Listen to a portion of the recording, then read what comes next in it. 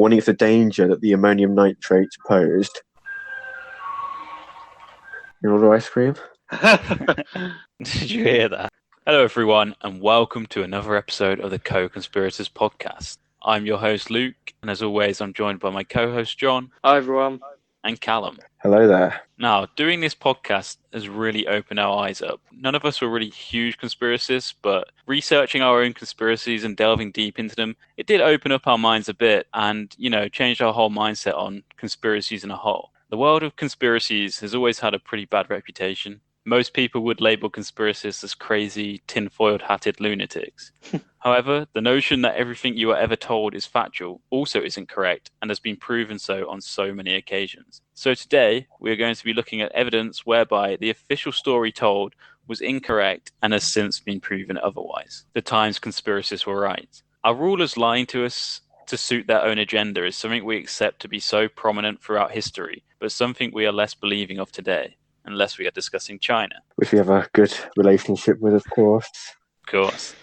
In a country where we democratically elect our government, will our government really want to be transparent about issues that make them look bad, or will they try and cover it up? The UK alone has plentiful evidence of cover-ups, from the government expenses scandal to the Iraq War and the BBC paedophilia scandal. These are only a few of the ones to be unearthed, but there are arguably more and more unknown that could have serious impacts. The reason this really caught our eye is the recent news in Beirut. The official story seemed to change day by day, and it was only when people really challenged it that more and more information came out. And Calum's going to have a touch on this now for us. Thanks, Luke. Unless you've been living under a rock for the past couple of weeks, I'm sure you will have been aware of the devastating explosions that rocked the Lebanese capital of Beirut on the 4th of August this year. 2 explosions struck the port, the second much larger than the first, resulting in at least 177 deaths and 6,000 casualties, along with an estimated $15 billion worth of damage, leaving around 300,000 people homeless. Is that death figure regarded as accurate, or is it up for debate a bit? I think it's reasonably accurate. It's been officially released, but I'm not sure if they're still finding bodies in the wreckage, given it's been a couple of weeks since the actual event. Yes, so the second blast was considered to be one of the most powerful non-nuclear explosions ever recorded, with a shockwave felt in neighbouring Turkey, Syria and Israel, as well as being heard in Cyprus, over 200 kilometres away. It was also registered as a seismic event of magnitude 3.3 by the US States Geological Survey. The cause of the explosion was eventually revealed to be the improper storage of 2,500 tonnes of ammonium nitrate, a highly explosive chemical compound used in fertilisers and bomb making. I wonder what they were using it for. Yeah, that's the thing. As I'm about to reveal, no one's actually entirely sure. I mean, it's a bit of a weird thing to store so heavily in a capital city. Yeah, so as we're talking about that, I'm just going to be coming on to the saga that's actually led up to this deadly cargo being stored in a capital city's port. It's quite an interesting one. So the events that led up to this explosion is a complicated mess of mismanagement and neglect of responsibility, ultimately culminating in a catastrophic governmental failure with tragic consequences. This began almost 7 years ago. This all began in September 2013, when the Rosas, a Russian-owned merchant vessel, departed from Georgia en route to Mozambique, carrying 2,750 tons of ammonium nitrate. Records reveal that the chemicals were purchased by a Mozambican industrial explosive company, but there was no record of the ship's scheduled arrival at its destination. In October 2013, the Rosa stopped in Beirut. Some sources suggest it did so due to technical fault, but the former captain has claimed it wanted to take on extra cargo to make the voyage more profitable. He also alleged that the crew went on strike due to unpaid wages. Lebanese authorities refused to let the ship leave, with their post-explosion story claiming that it was unseaworthy. However, the former captains contradicted this, saying that the ship was actually held in the port due to unpaid fees. This is supported by the International Transport Workers Federation, which are helping the crew with their legal battle, which confirmed that the ship owed the port $100,000 in unpaid bills. And some of the crew members actually found themselves stuck on the ship for another 11 months. It gets a little bit more concerning after that as well, if that's not concerning enough. It's just crazy. I haven't heard this, and just kind of what led up to that ammonium nitrate being there is delivering a load to Mozambique and stopping on the way. And Yeah, and no, we're not even sure if the Mozambican or this company that's allegedly was paying for the explosives. So there's no actual details of them expecting a shipment into their port. So it seems like it's a cargo bound for nowhere, just getting strung along. The captain who might be a little bit unreliable, not paying his workers. Yeah, it's quite a mess. So in late June 2014, the then director of Lebanese Customs, Shafiq Meri, so I do apologise for any Lebanese names I butchered during the process of conspiracy. I'll do my best to just read them out phonetically, but bear with me. Anyway, so this Shafiq sent a letter to an urgent matters judge warning of the danger that the ammonium nitrate posed and asked for a ruling on what should be done with it. Further letters were sent in December and May of 2015, again asking for a resolution, according to the current director, Badri Daher. So I don't think any of these letters really got responded to. So the cargo was literally just sat there for years. Pretty much, yeah. Unclaimed. Unclaimed, and no one wants to take the responsibility on to either store it properly, find out where it's meant to be going, put it on a ship. It's a really weird scenario. Yeah. Following on, in July 2014, the shipping website Fleetsmon ruled that the Rosas had been abandoned by its owner, and lawyers for the workers state that the cargo was transferred to a portside warehouse in October 2015, but the ship still remained abandoned at the port. Surely a ship's got to be worth a hell of a lot of money, especially a massive cargo ship. Surprised the owner just abandoned it. Yeah, it does seem weird. I mean, one of the thoughts of why it was stuck in the port was due to technical faults, but surely it's got some worth for scrap parts if they're going to go down that route once they've unloaded the cargo. Yes, once everything was unloaded, because you have to pay for a space at like a port and a harbour, and it's always, even in places like Lebanon, you'd think there's a timetable and things like that. So I thought the normal protocol would just be either the equivalent of tow it, whatever that is, and just get it away somewhere, or to destroy it. So I'm surprised leave we it in just the middle of sat the there. ocean. Yeah. Especially when it's already accumulated $100,000 of unpaid bills. Exactly. No one's ever going to claim it at that point. I don't think anyone's going to be claiming it since, because a former captain claims that 2 or 3 years later it sank. So So it's just sunk in Beirut harbour. Yeah, I don't know if someone's been a foul play at hand or something, because it's been raining. Stationary ships don't just sink. Yeah, Maybe it still had some ammonium nitrate on board and had a bit of an explosion. Just enough to blow a little hole in the hull. Yeah. Unfortunately, that's all we really learn about the ship. There's no other information supporting its end-up destination, whether it did sink or not. So we've just got the captain's word to rely on, as unreliable as that seems. Captain who ditched it about. And didn't pay his workers. I mean, in fairness, if you can't see it there anymore, it probably has sank. Let's check Google Earth.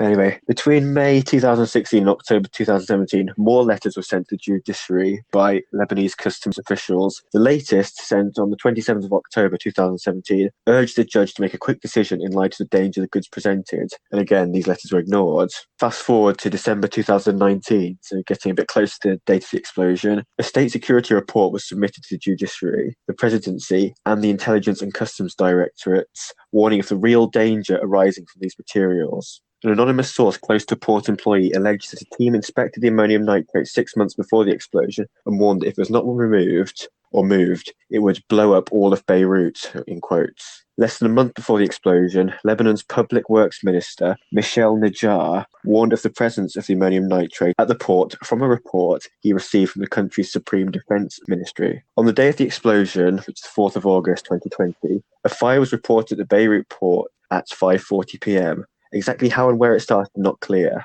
Lebanese media has quoted the port's general manager, Hossan Kouraitem, claiming that a team of welders was sealing a gap in the warehouse 12 and finished their work before noon. Unnamed security sources contradict these claims and suggest that the crew actually finished before 5 p.m, while other sources claim that the fire started nearby warehouse 9 and spread to warehouse 12, with no mention of any welding. Onlookers observed the sputtering red explosions that would precede the large blast in some videos, which suggest that fireworks may have been the source of the initial fire. At least 10 firefighters were dispatched to the port to put out the fire, which, by 5:54 p.m, was sending plumes of thick smoke above Beirut. Shortly after the first explosion, at 6:08 p.m, a second, much larger blast shook Beirut, reducing the port to a deep crater, scorching and flattening surrounding infrastructure. If you know you've got one of the most explosive and deadly kind of chemicals on Earth in vast quantities, and you're not sure where to store it, I think the fireworks factory might be pretty low down the list for me in terms of storage locations. Yeah, I just applying a little bit of critical thinking, even if you want to, not even be really just was it out of sight, out of mind. Maybe just engage your brain a little bit and think not right next to a fireworks factory, a fireworks warehouse. Also, not in the city centre. Catalogue of errors. Yeah, better off those leaving it on the ship and just floating the ship out to sea if they would if it was that damaged. You just lob a nade on it from shore, blow it up out to sea, and never think of it again. Exactly. That's what they did with the ship, just without the cargo on board. Maybe that was the plan. They thought, we just realised the cargo's not on board. Wait, what? You moved the cargo? While it has been since established that ammonium nitrate triggered the massive explosion, an official investigation has been launched by what remains of the Lebanese government. Given the corrupt nature of the regime, many citizens have questioned the legitimacy of any investigation conducted along the sectarian lines, doubting any semblance of impartiality. Further fueling the public's distrust of this investigation is the revelation that the military has threatened to jail anyone who leaks information, potentially to protect senior officials, while the Lebanese president, Michael Aoun, is one of several Lebanese officials who believe an independent inquiry would be, quote, a waste of time. Nothing dodgy there. Don't think that quote's been taken out of context either. I mean, it just makes it look more suspicious than... Yeah, exactly. I mean, perhaps offering some reassurance to the Lebanese citizens is the involvement of both the FBI and the French police, which may offer a degree of credibility to the process, but their exact role is secret and won't be revealed to the public.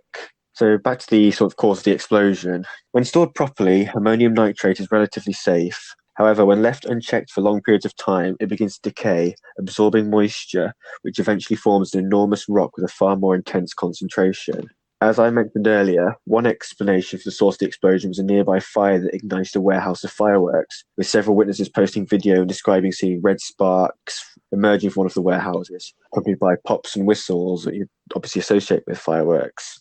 I've seen the footage from loads of different views, and it does look pretty obviously like there are fireworks going off. You do see all those sparks, things like that, so that part does sound pretty legitimate to me. It's hard to basically deny that, I think, unless it's incredibly good CGI. But I think, why would you be CGIing fireworks onto a warehouse? Yeah.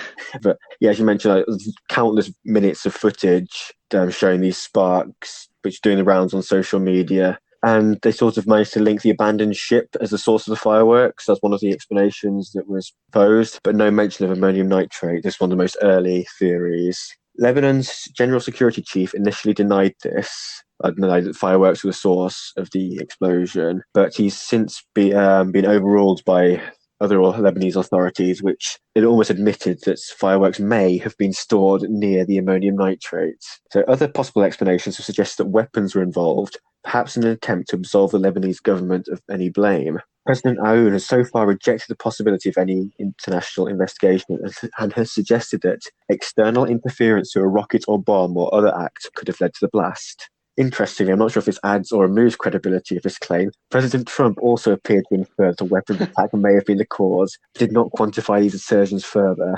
I mean, even if it is a weapon and you can take away some of the blame from the Lebanese government, it's still stupid to be housing this stuff near loads and loads of people where someone was to want to do something, they could easily blow up the whole city. Imagine if certain groups, which I'll come on to mention next, were to have got wind that there was several thousand tons of decaying ammonium nitrate right in the middle of the Beirut port. I think that would definitely be the spark that could, if you'll pardon the pun, Yeah, I know. catalyse a deadly attack. So, as alluding to, Hezbollah is another group that have been accused by some as being responsible for the blast, being labelled as a terrorist organisation by the majority of the civilised world. And it was suggested that they were very much likely aware of these vast quantities of ammonium nitrate being stored in the port, given their history of using the chemical in terror attacks. However, their leader, Hassan Nasrallah, strongly denied that his group had any role in the management of the Beirut port or had any warehouses storing arms or other chemicals. Which probably does, because if you look at like ISIS and stuff, they tend to immediately say, yeah, we did this attack, even in cases when they didn't, in order to look kind of powerful and bigger than they are. So the fact that they're saying we didn't do it, I'm kind of inclined to believe them.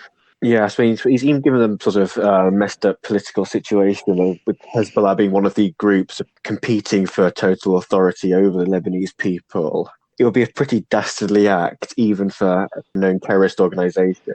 And you would think if something that powerful, they would have claimed responsibility, as you said, just as a show of force. But yeah, adding weight to these conspiracy theories was a news released on the 10th of August. The majority of the Lebanese government had resigned following mounting public anger. Many protesters have accused the government of fostering the circumstances in which an explosion was inevitable through years of corruption and negligence. Prime Minister Hassan Diab, appointed in January, said his government had, quote, gone to great lengths to lay out a roadmap to save the country. He's basically styling himself as a reformist trying to battle through entrenched corruption dating back decades. Just for a bit of context, the country has been in the midst of an economic crisis that originated from the civil war from 1975 and 1990, which allowed, or many believe, allowed a ruling elite to dominate politics for years, amass their own wealth while neglecting the needs of the people. So Lebanese citizens regularly have to deal with daily power cuts, lack of safe drinking water, and limited public health care. When you throw a global pandemic into the mix, as well as this most recent disaster, it's seen tensions reach a boiling point, with mass protests flooding the streets. It's clear that Lebanon faces a difficult future, as choosing a new leader is likely to be a long and arduous process mired by the sectarian mix of religion and politics, combined with public trust in their potential rulers being at an all-time low. Remains to be seen what information this investigation will offer, and ultimately whether the verdicts will be believed by the public and the culprits being held accountable. So I think I'll throw it over to you guys if you've got any more thoughts on exactly what went down and how believable these various stories seem.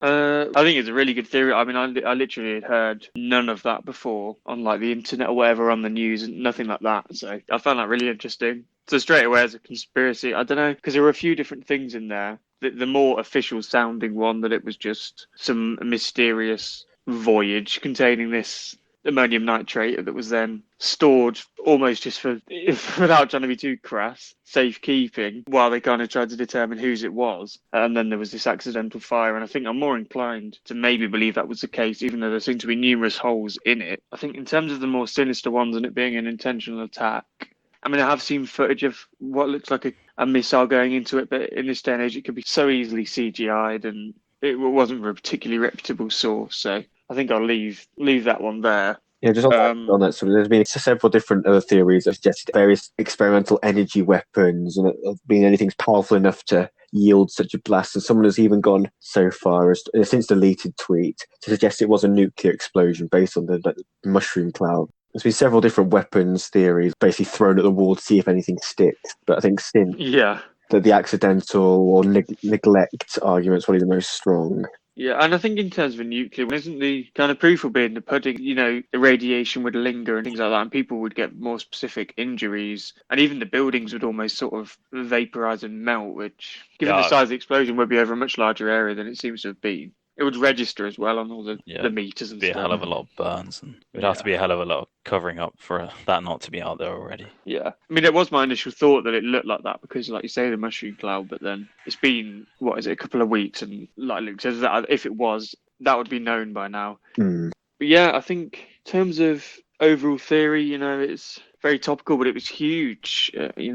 Explosion caused so much destruction and stuff like that. In terms of the theory of it, even being negligent, I think it was always going to score quite highly. But then you add in the fact that it was a very mysterious delivery. That, by the sounds of it, the origin and destination still aren't really known. So I'm going to give the conspiracy an 8 out of 10. In terms of believability, I think that aspect of it is very believable. More so for me than it being either the ammonium was planted there on purpose and held there by some terrorist organisation and then eventually detonated, or that they, more believably, would be that they got wind of it being there and then targeted it for an attack. But I think the one I'll rate will be the one that it was literally just, an accidental fire. So yeah, the negligence is off the scales. Storing it in a fireworks factory in the first place. But I mean, storing it at all in a city like that is bad enough. But then in the area with the most kind of potential for sparks and flames, just seems like an outrageously negligent decision. But yeah, in terms of believability, like, it's backed up by you do see the fireworks going off, and as much as that captain doesn't seem particularly reputable, he seems more reputable than perhaps some of the other sources saying it was a nuke and things like that. So believability on that story, I think I'll go for a 7.5 out of 10. Because I don't really know what else the explanation could be, to be honest. That would be more believable than that. Yeah, I guess we have to wait for the official investigation if anything fruitful comes out of it. Yeah, if any independent one happens as well. Yeah, I just going off what John said, is such a huge news and such a huge blast as well that you see the pictures of the before and after, and it's absolutely ridiculous. And the fact that it's almost certainly being caused by government negligence just boosts the theory up even more. So I'm going to score it 9 out of 10. In terms of believability, kind of what John said as well, but the fact that half the government resigned after it happened goes for me to show they know something's up, they know they fucked up, and they've got really no choice but to take some responsibility and go. While some of them might stay and be like, "Oh, we didn't know about it. It was this. It could have been a terrorist organization. It could have been our rivals, Hezbollah." The fact that so many of them have kind of left and taken responsibility shows that they know they messed up. It does seem accidental, but at the same time, it's just such a stupid thing to store so much ammonium nitrate in a city centre around loads of people and in a place where a small accidental fire can cause it to blow up and kill so many people. I guess you also have to look at this ship and the captain and why the hell it ended up in Lebanon and not Mozambique. But once it was there, they should have done something better with it than storing it in a warehouse. They should have, if they were going to keep it, distributed it around the country to people who would need it. Because I'm sure Lebanon could make use of ammonium nitrate if it's used in fertilizer and stuff as well. So for believability on kind of the government negligence and the fireworks, I'm going to go higher than John, actually. I'm going to go 9 out of 10. I think it's almost definitely what happened. And the fact that in the first couple of days the government tried to cover it up is a bit silly. And that's kind of what's incited these riots even more. I don't want to be downplayed. It almost seems like it was the straw that broke the camel's back for the Lebanese people. They've had to deal with such hardship. And then this disaster in the midst of coronavirus, which their government doesn't seem to be handling particularly well, if reports are to be believed. And then just the road of negligence that's led to this ammonium nitrate being abandoned for about, I think, 5 years since it was actually taken off the ship. There was several requests for advice or rulings on what to do with it. It's been completely ignored by people in positions of power. It's just not paint the Lebanese government in good light at all. And now, since so many of them have just resigned, trying to absolve themselves of any blame just makes them appear more guilty in the first place. To rate the conspiracy overall, it's the story of how the ammonium nitrate actually wound up in Lebanon is so interesting. It does score highly from me. I was really intrigued to find out how it was, all the events that led up to it, because when I first saw the actual explosion, I didn't really think too much of it. It's only when I saw video footage of how big it was I think, okay, blimey, there's something very serious has gone on. When I first read the headline, I think it was just like an explosion, right? Okay, that's in the news, but move on. When you actually see the footage, you realise how powerful it was. Then you find out how much ammonium nitrate was stored there. So it gets an 8.5 for me on the conspiracy theory rating. You do hope that the actual investigation does provide some solid information and actually hold people accountable. I think there have been arrests of members of Lebanese authorities, but I'm not sure how much they'll be able to pin on them. Because the negligence seems to go all the way up to the top, given that so many warnings were ignored and official requests, etc., etc. But this official story, yes, we've had the ideas of it could be a terror attack, could be a targeted invasion by another country.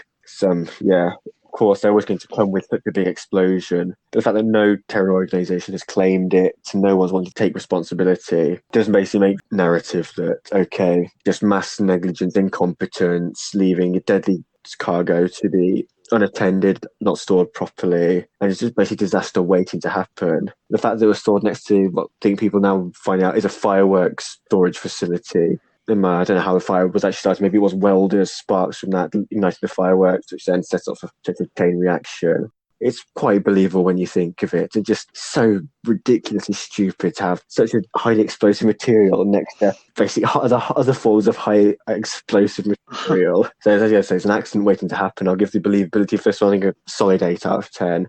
Unless the official inquiry, we have to do something very, very groundbreaking to change my mind on what's happened there. But yeah, I think I'll pass it over to Luke now for his theory.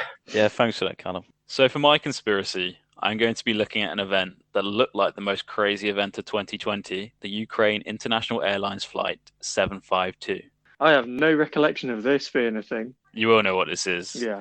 Well, as soon as I go into it. Okay. Before we delve into more details of the flight, a bit of background into the 2019-20 Persian Gulf crisis is needed to understand it a bit better. Naturally. Of course. The crisis started when the US withdrew from the 2015 nuclear deal with Iran. This deal was set up on the basis that the US and other countries would limit sanctions imposed on Iran, given Iran would stop nuclear activities. Donald Trump, however, withdrew from the deal and imposed harsh sanctions on Iran, as American intelligence was cautious Iran was planning an attack on US forces in the region. To some extent, they were right, as on 27th of December 2019, an American contractor was killed as an airbase was attacked in Iraq. Trump responded by launching airstrikes, which killed 25. Oh, I remember this now.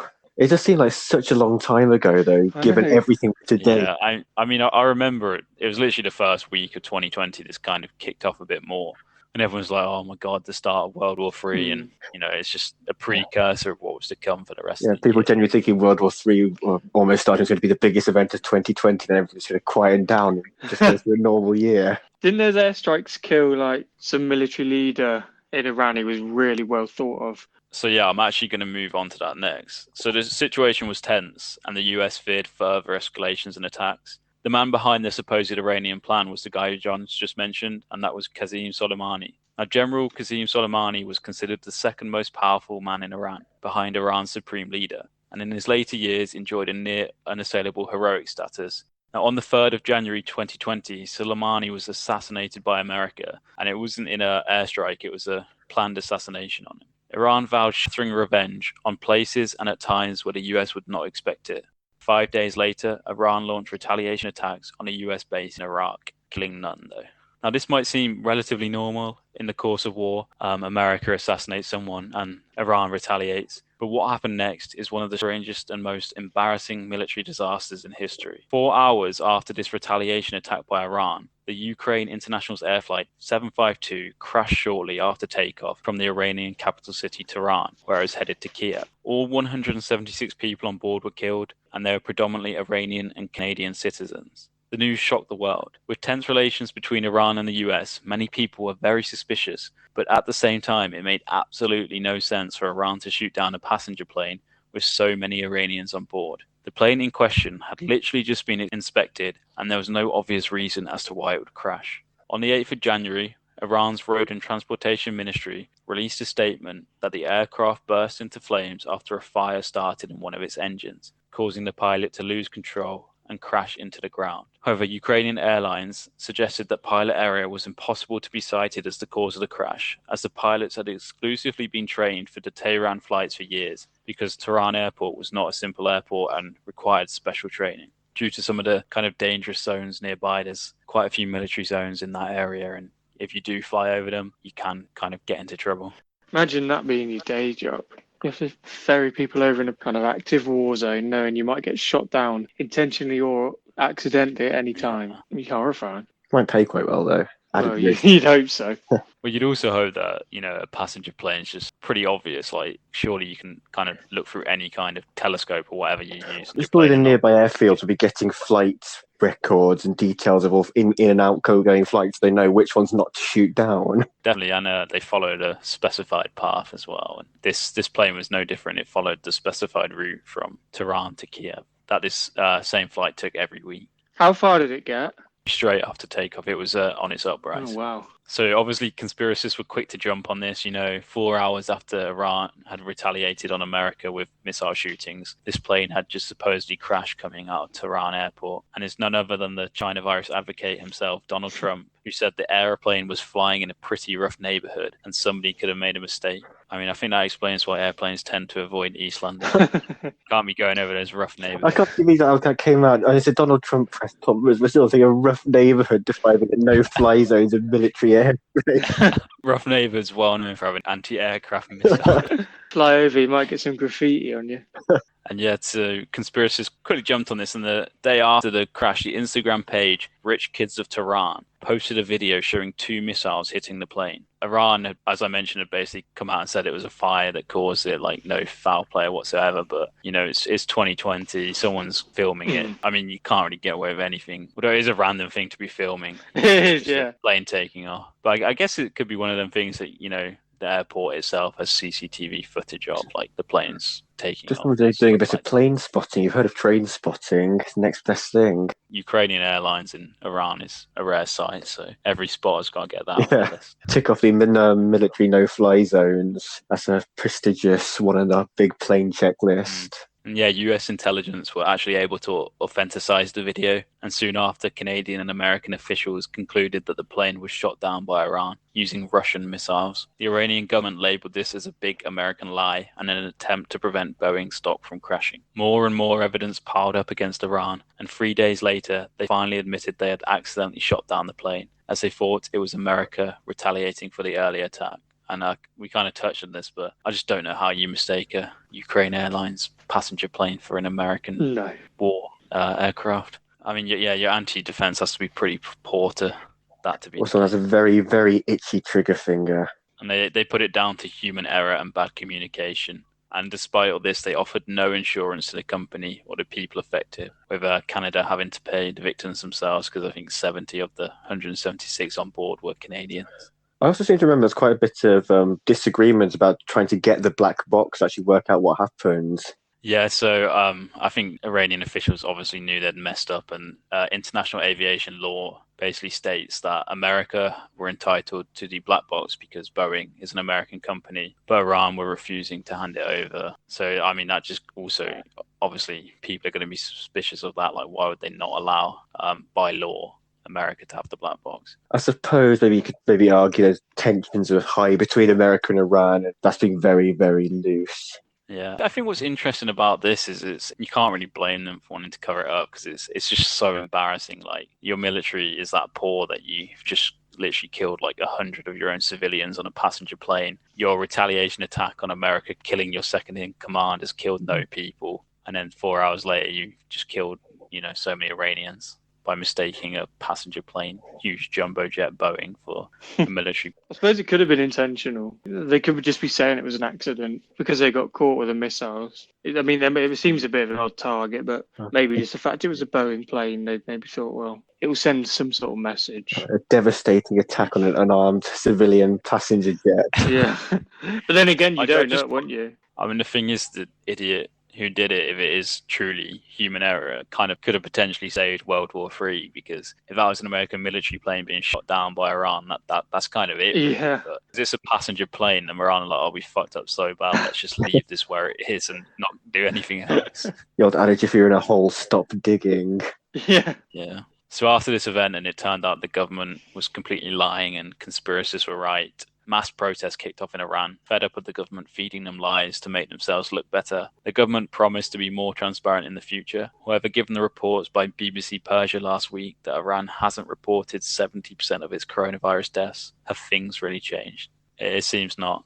So I guess it's hard to give a believability score here, but I'm going to ask you to think of this as if the truth had never come out and give me a believability score based on the evidence you have and believing kind of the official story that Iran never shut down this plane and it was a fire. I suppose if you had no evidence, no camera footage, Iran were successfully able to withhold the black box, violating air law. Basically just said, right, okay, there was a tragic accident, there was a fire. Yeah, because I think the thing that's interesting about this is if the truth never come out, we could be talking about this conspiracy and we could be giving it, a 6 out of 10 on the believability scale that Iran would shoot down this passenger plane. And then if we're scoring at that, then, the Jeffrey Epstein one that we all scored, I believe, above an 8, that's more believable. So it just goes to show, like, what can be true and, how much is being hidden. That's the thing, though, just with this day and age, everything is on film now. There's very little place to hide for government. So it's even more surprising that Iran were so adamantly defending this fire hoax or this big lie for so long in the face of so much evidence to the contrary, just because they messed up so catastrophically. It's one thing to accidentally shoot down a passenger plane, but to accidentally shoot one full of their citizens. Insult to injury. Well, these citizens have been in mourning for the death of their great general, sparking the fire of protest, so that their government has such contempt for the people. Yeah, and it's kind of similar to what happened in Beirut, of course, where protests got started after this whole event. Yeah, absolutely. As we touched on earlier. We've mentioned in previous episodes, of course, like, can they not come out and tell us now, that Roswell incident was real or anything like that. And I think the reason they couldn't is, these protests would kick off as well if they were to go back on something that they kept secret for so long. Well, as soon as they own up to one lie, everyone suddenly goes, well, what else have you been lying about? And so you kind of open that can of worms. So you're almost better, if you have told lies in the past, to just never bother coming out with them, because then people are going to start questioning everything you've ever said. Exactly, because people on both sides, there's some people who are diehards, the absolute official narrative is the truth, and will go to extreme lengths to discredit anyone who just decides to just question it, even in the most light or light-hearted way possible. There's some very much truthers out there on both sides, so it's quite a difficult one. And like I say, the whole can of worms analogy is perfect for it, because it just bring everything, even the most stone-cold truths would be called into question then if they came out and said, right, we've lied about X, Y, and Z. I suppose, but I'll take it back to the theory at hand. And just because it was one of the big, it could have been one of the biggest events of 2020, arguably it still is, even though there's so much going on. The fact that we were on the brink of World War III, if you're to believe reports coming out of the US and Iran, despite it was a day of retaliations on both sides at best. And in the grand scheme of things, there wasn't many casualties.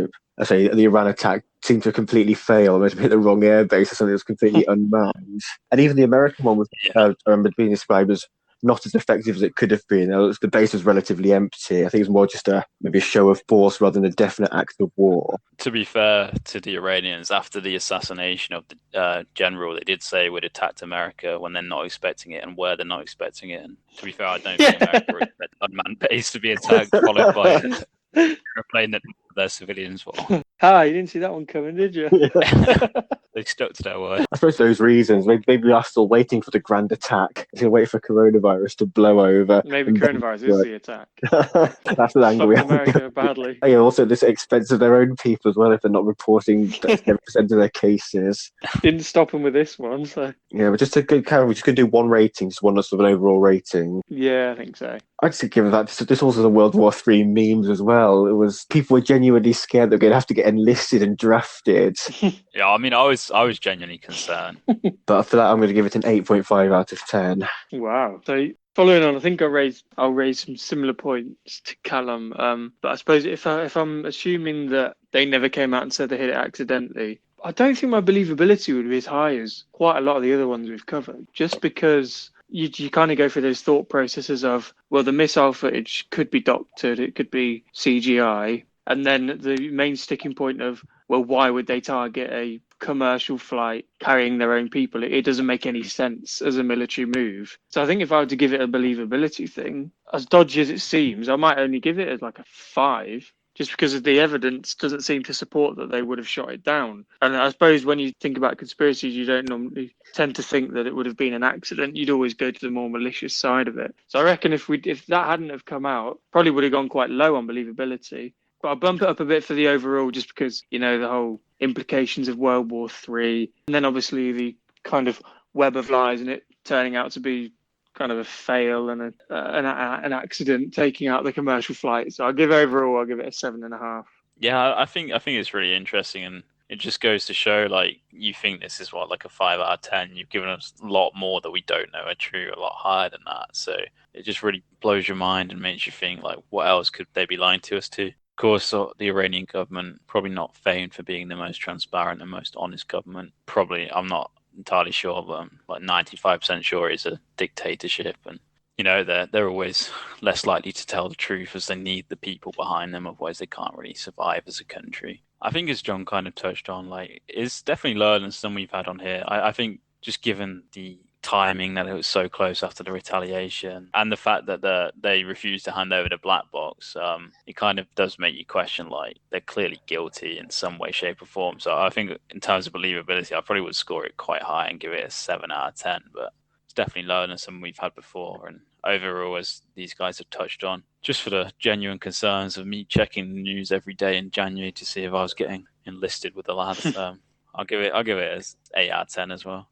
Yeah, that wraps up my conspiracy. What have you got for us today then, Jono? Okay, thanks for that, Luke. And so kind of continuing on the theme of government-based conspiracy theories, and ones in terms of this week's episode that lean a lot more towards being clearly and provably true than in previous episodes, I'm going to be talking about false flag terror. Now, this is something of a buzzword within the conspiracy theory world and is seen by most people that are in the anti-conspiracy camp as being one of the more far-fetched things conspiracists will say. The basic premise behind a false flag terror attack is that a group or even government will commit or stage a terrorist act and they will then blame it on a certain group or nation that they wish to demonize or target. Originally, the phrase was quite literally used to describe a ruse in naval warfare whereby a vessel flew the flag of a neutral or enemy country in order to hide its true identity. Should such a ship then be seen attacking a target, the blame would fall at the country whose flag it was waving, thus false flag. I never knew that. Yeah, I didn't know it until researching this either. Okay, so many point to discrepancies with major terrorist attacks, such as 9/11,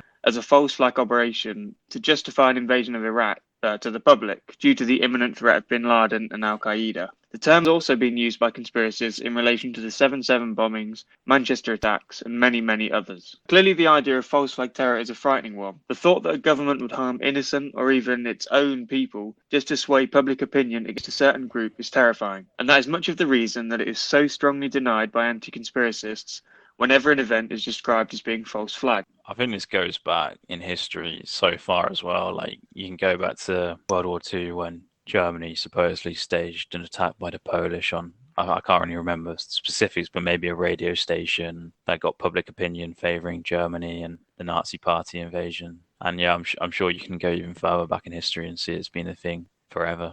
Oh yeah, it wouldn't surprise me. I mean, it's almost certainly going to be a very effective way of swaying public opinion. More and more people are becoming suspicious of major terror events due to discrepancies, as well as what appear to be obvious crisis actors. In 2016, footage emerged of a small explosion in a car, and newspapers were quick to report that this was an ISIS car bombing in Baghdad. However, mere hours later, an extended version of this same footage came out, and it clearly showed the bomb go off, no casualties, and then tens of people rushing to the scene, lying down and pretending to be injured whilst others pretended to help. That's kind of a really craziest footage. Crazy image in my head. I was like, I've seen that actually. If you type in something like Iraq car bomb, you can find the extended footage, and it's so weird because you just see this explosion go off in a car, and then maybe 20-30 people run towards the car, lie down, and then some of them like start signaling and pretending to help people. It's so odd. But you don't think if you wanted to do something like that properly, you'd have them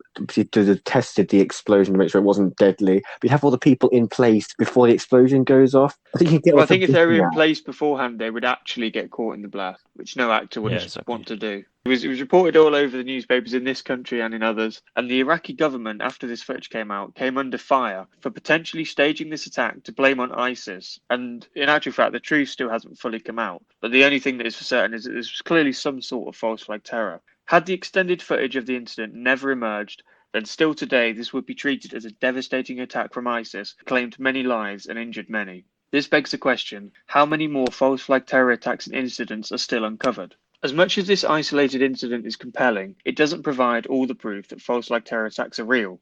However, a secret US government plan does provide this proof, or at least it kind of provides this proof. Not leaked 9/11 documents, is it, by any chance? No, it's not actually. But in November 1998, the National Security Archive released and declassified details of a secret undercover US military operation known as Operation Northwoods. Operation Northwoods was a proposed false flag operation against the Cuban government that originated within the US Department of Defense and the Joint Chief of Staff of the US government in 1962. The proposals called for the CIA or other US government operatives to both stage and actually commit acts of terrorism against American military and American civilian targets and then blame them on the Cuban government. And they would use this to justify a war against Cuba. So in this case, it does actually take place. It's not like staged with actors that they're actually carrying out the attack. So Operation Northwoods had both. Okay. So they basically had two options. You can either just fully stage it and blame it and say it was real, or you can actually commit the act of terror and then blame it on Cuba. There's one thing staging it, but you've got to have a pretty skewed moral compass to consider initiating a terror attack against your own citizens, no matter how much you're at war with Cuba. I think the thing is they just know through evidence of what happens in the past. This kind of thing is what needed to drum up support. It's like Pearl Harbor, obviously awful, but it's the reason America joined World War II, and sinking of the Lusitania ship is also the reason America joined World War One. Any attack that affects American civilians is going to get the support of the people, and it's in a way easy. And if it only kills a few personnel, then it's kind of limited. That's the thing, they can kind of justify it by saying the needs of the many outweigh the needs of the few. Yeah. And if they saw Cuba as a serious threat to the whole of the US, then they could justify killing 50 US civilians in order to prevent that happening, as much as that would horrify the actual US public. So these actions would be used to garner the public and political support necessary for direct military intervention against Cuba. Possibilities detailed in this document include the possible assassination of Cuban immigrants, sinking boats of Cuban refugees on the high seas, hijacking planes to be shot down or given the appearance of being shot down. Now, that one seems oddly familiar. Yeah. So I would say check out our 9/11 Conspiracies episode. It's Yeah. a great listen if we do say so ourselves. Some of the others were blowing up a US ship, and the other one was just, in general, orchestrating violent terrorism in US cities. The desired result from the execution of this plan would be to place the US in the apparent position of suffering defensible grievances from a rash and irresponsible government of Cuba, and to develop an international image of a Cuban threat to peace in the Western Hemisphere. Several other proposals were included within Operation Northwoods, including real or simulated actions against US military and civilian targets. The operation recommended developing a communist Cuban terror campaign in the Miami area, and in other Florida cities, and even in Washington. So basically having a group of people that were known or sort of given the name of some sort of Cuban terror group that would then carry out acts in US cities and then take the blame, even though they're actually undercover US soldiers. Oh, so is this not even it's not even the US funding a Cuban terror group? So that's something that they've probably been. No, it's the US carrying it out and blaming Cuba. Because there's no real denying that the US have funded several terror groups with attempts to sway wars in foreign soils in their favour. Oh, 100%. Did any of this actually happen, or was it all kind of planned? Well, I'm just coming on to that now. That's also one more thing. Did you say the dates for the actual? Because you said it was declassified in '98. Declassified in '98, and the original proposals came in '62. I think they were first drafted. Sounds about right. I mean, it's not like the Cuban Missile Crisis was enough to sway public opinion against Cuba. So the plan for Operation Northwoods was drafted by the Joint Chief of Staff and signed by Chairman Lyman Lemnitzer and sent to the Secretary of Defense. Although part of the US government's anti-communist Cuban project, Operation Northwoods was never officially accepted. It was authorized by the Chief of Staff, it was authorized by the Chairman, and it was authorized by the Secretary of Defense, but it was supposedly rejected by President John F. Kennedy. According to current release documentation, none of the operations became active under the Operation Northwoods proposals. So it basically, officially, it got accepted and approved by everyone other than the President, and it stopped there. But I think many have said, well, if this was proposed in the 60s, even if kind of JFK has rejected it, it's not unlikely that A, he didn't actually reject it, or B, it was just offered up to later presidents or even earlier presidents and actually did go on. Yes, I mean, and even in other governments. You say it's gone almost to the second highest rung in the chain of command, just been missed out by the president. But what's to stop so the Secretary of Defense actually authorising? Say we don't need to send this up to the president or these actual tactics. Yeah, just go ahead, boys, do what you've got to do. Well, exactly.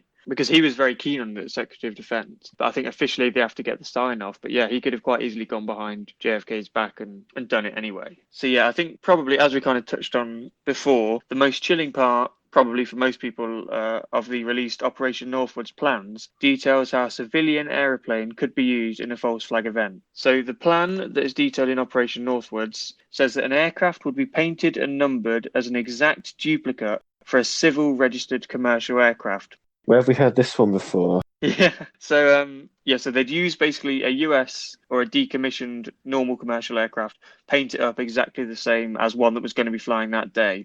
At a designated time, the duplicate would be substituted for the actual craft and would be loaded with selected passengers, all boarded under carefully prepared aliases. The actual registered aircraft would then be converted to a drone. From the rendezvous point, the passenger-carrying aircraft will descend to minimum altitude and go directly into an auxiliary field where arrangements will have been made to evacuate the passengers and return the aircraft to its original status. Drone aircraft will meanwhile continue to fly the filed flight plan of the commercial aircraft. When over its target, the drone will be transmitting a Mayday message stating that it's under attack by Cuban government. The transmission will be interrupted by destruction of the aircraft, which will be triggered by a radio signal. The drone aircraft may be flown into a building or shot down by missiles under witness of civilians. I don't want to keep making 9/11 parallels, given that this is one of the major theories involved with the 9/11 that we didn't discuss in our podcast, potentially for part 2. You never know. But there's too many almost coincidences to think, yes, they've got it on document that they've tried this before. What's to say they didn't do it for 9/11 as well?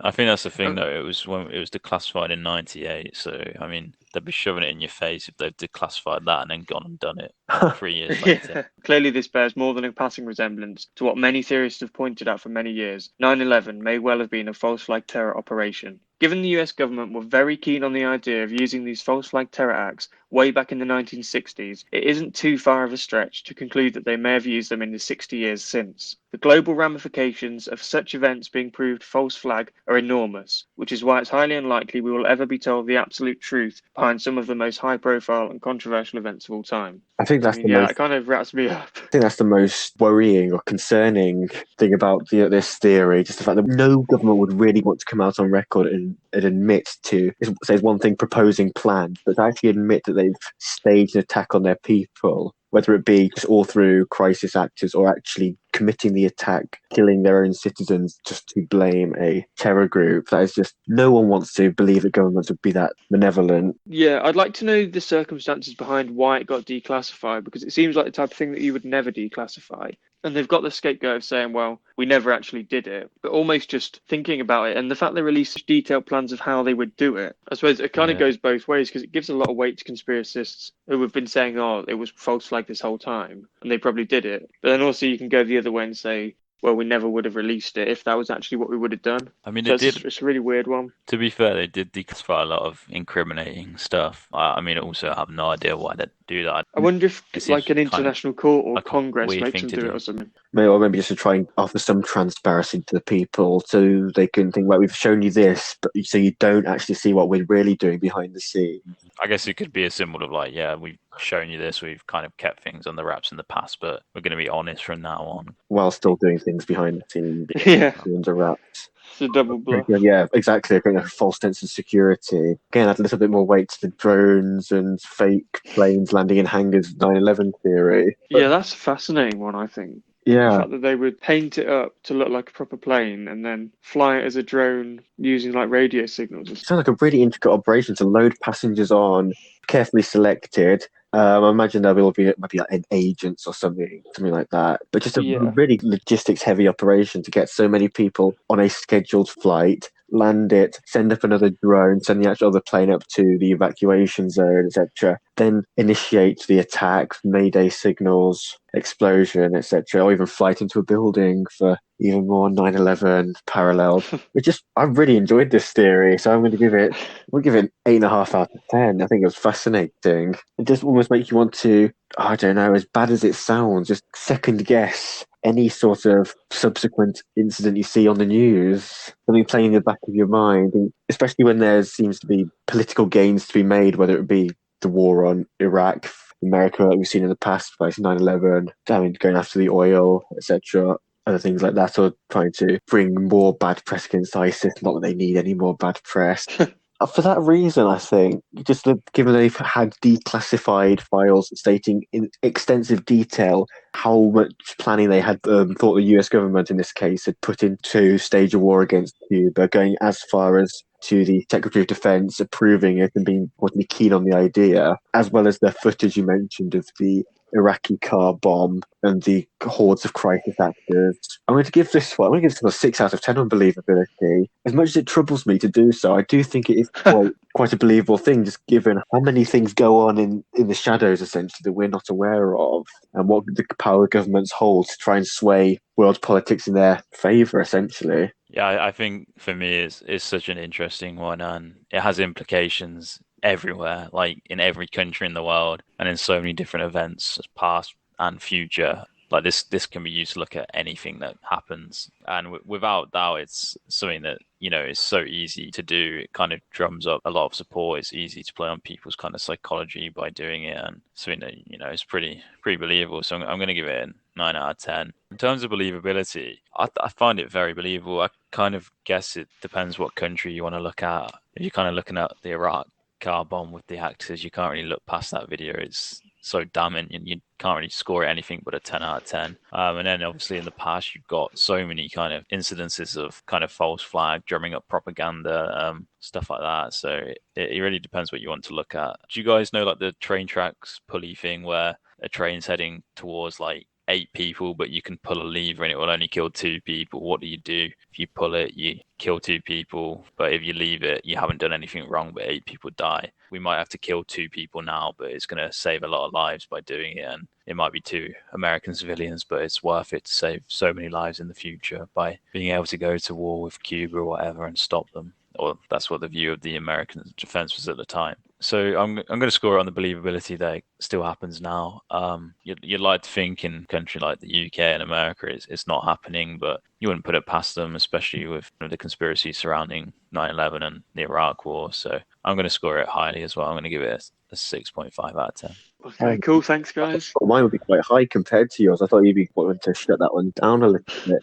Podcast opened his eyes. It depends how you do look at it, because as false flag terrorists almost 100% happened, and it's happened in the past, and you have to check out that video in Iraq, Calum. It's crazy. I'll send it to you. Oh, sweet, perfect. Yeah, I'll quickly rate it. I think I'm going to give it similar ratings. I think in terms of an overall conspiracy, it's almost got everything, hasn't it? You know, a government putting on these huge staged or even real terror attacks, blaming it on somebody else just to justify and turn public opinion against a group. You know, it's pretty damning stuff. So, and the fact that it all was obviously detailed in official government files and reports, I think it's a 9.5 out of 10 as a conspiracy for me. And then in terms of believability that they're thinking about it, I mean, it's a 10 out of 10, and because it is so much detail on it, and it's so intricate, and they've clearly put so much time, effort, and thought into it, and how they could do it the best, that it seems like, I don't know, I feel like they wouldn't want to waste all that effort and all that time and resources into the idea, even just by getting one knockback off the president. So it really wouldn't surprise me if they'd done this in the 60 years since it was drafted,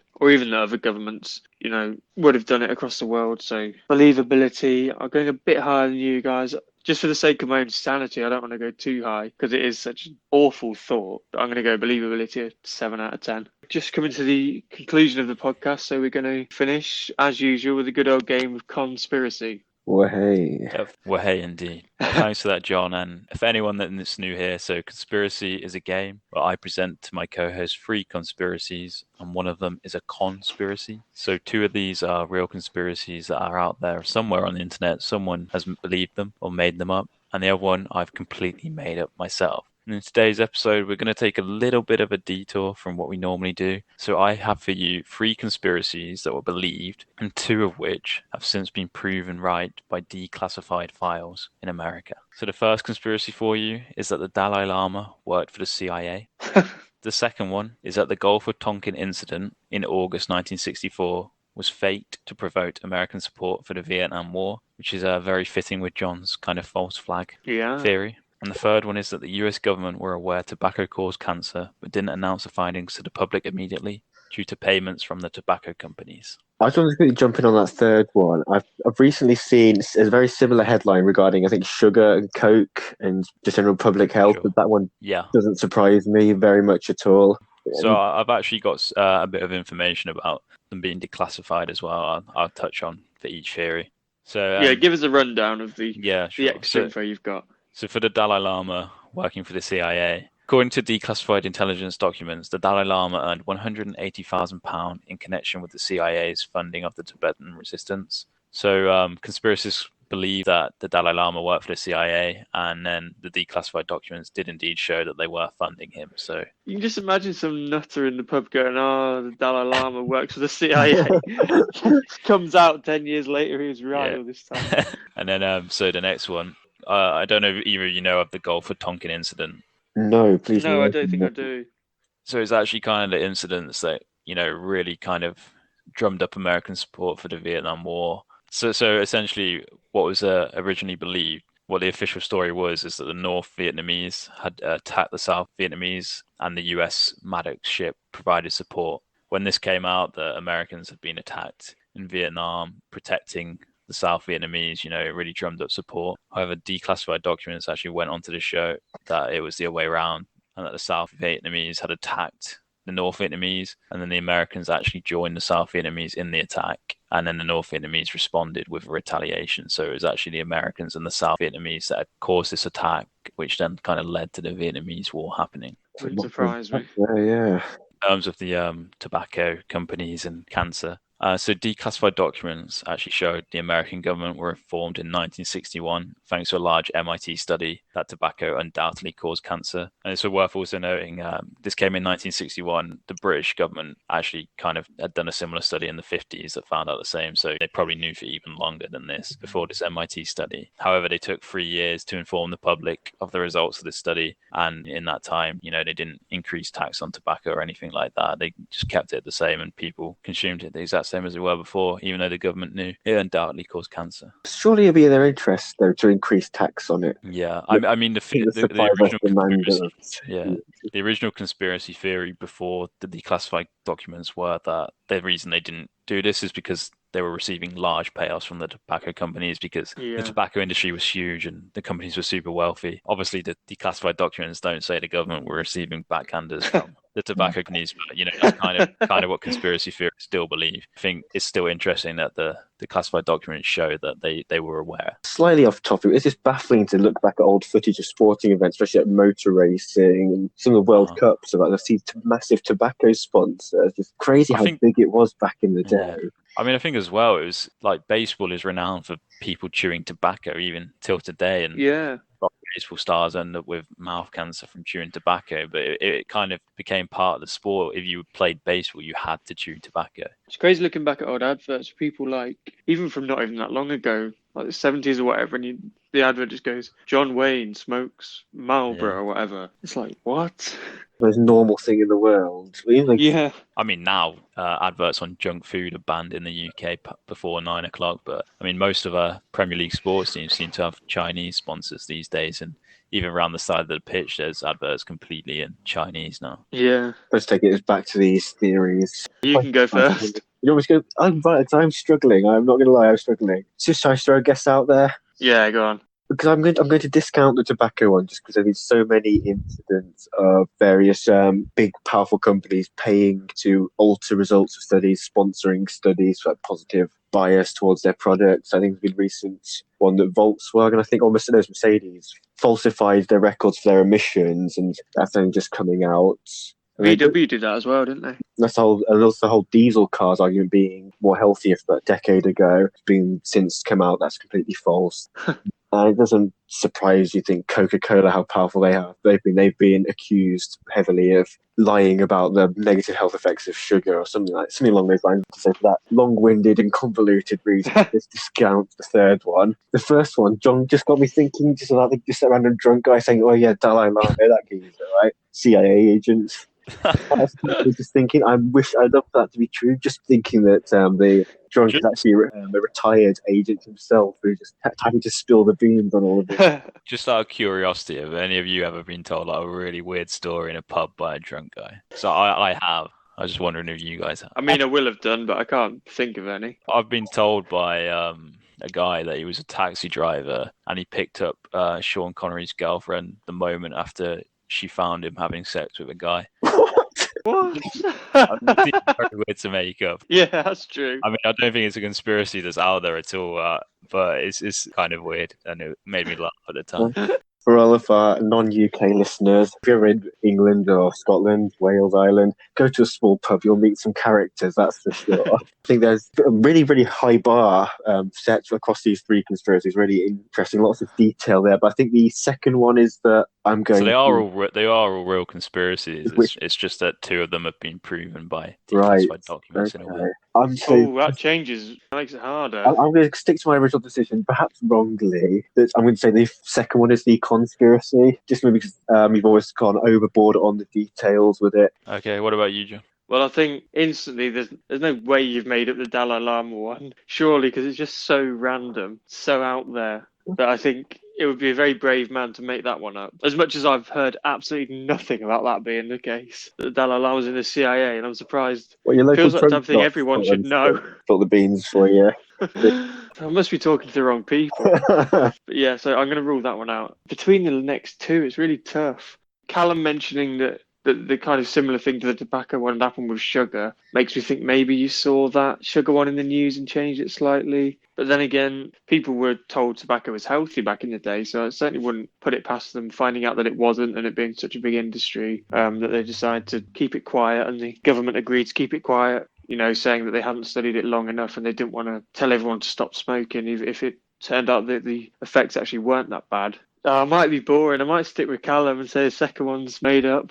Okay, so I can confirm for you that it is a total win for Conspiracy this week. It's for both of you. Oh, nice one. Turns out the Americans did lie about the Gulf of Tonkin incident, and they were the ones that provoked the North Vietnamese and not the other way around. So the event that kind of was a huge catalyst in the Vietnam War was actually completely false. So does that prove my theory even more believable then? Pretty much. In a way, it was false flag. I think the South Vietnamese attacked the North Vietnamese and the Americans just got involved and helped them out. But then they lied about what happened and said it was the North Vietnamese who started it. So it wasn't totally staged. They lied about the way it happened. So at the very least, John's got a little bit more out of it than I have. It's Yeah. a bit more believable. Yeah. But yeah, so actually Dalai Lama was paid by the CIA to help with the Tibetan resistance against China. So That's mad. That was declassified. And I did make up, there was declassified documents regarding the tobacco industry and the American government hiding the fact that they had links that it had proven cancer. So there we go. All of that one hook, line and sinker. Probably my staunch belief in that might sway John, so I apologise. It may have happened that they were paid off by the tobacco companies. You wouldn't be surprised if that did happen, but nothing was ever declassified regarding that. So there you go. I'm sure as well they were, because I think the Germans actually realised in the 1920s that tobacco caused cancer. So I guess it's something that probably was known in some way. The top scientists. But yeah, that wraps up today's episode, and a good win for Conspiracy. I think that's one of the first times. I don't think it's the first time that it's fooled both of you, but it's definitely one of the first in a while. Yeah, for sure. Really solid game. So, yeah. Thanks everyone for listening. We hope that you enjoyed this episode, and we'll see you on the next one, and keep challenging the status quo.